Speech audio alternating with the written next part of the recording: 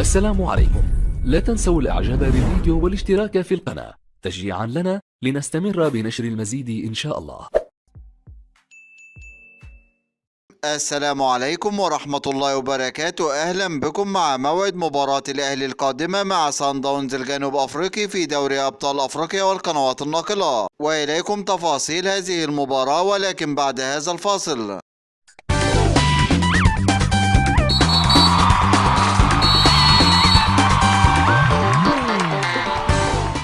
يستعد فريق الأهلي لمواجهة فريق صن داونز الجنوب أفريقي في المباراة القادمة، وذلك في إطار مواجهة الجولة الرابعة بدور المجموعات من بطولة دوري أبطال أفريقيا. وقد انتهت مباراة الجولة الثالثة بين الفريقين بالتعادل الإيجابي بنتيجة هدفين لكل فريق، ويحتل فريق الأهلي المركز الثالث في جدول ترتيب المجموعة الثانية برصيد 4 نقاط، ليكون الفارق 5 نقاط بينه وبين فريق الهلال السوداني متصدر جدول ترتيب المجموعة برصيد 9 نقاط، بينما يحتل فريق صن داونز الجنوب أفريقي المركز الثاني في جدول ترتيب المجموعة برصيد 7 نقاط، ليكون الفارق 3 نقاط بينه وبين فريق الأهلي. ويسعى فريق الأهلي بتحقيق الفوز في هذه المباراة وإسعاد كل جماهيره، وذلك بعد فوزه على فريق القطن الكاميروني في المباراة السابقة بنتيجة 3 أهداف مقابل لا شيء. وسوف تنطلق هذه المباراة يوم السبت الموافق 11 مارس 2023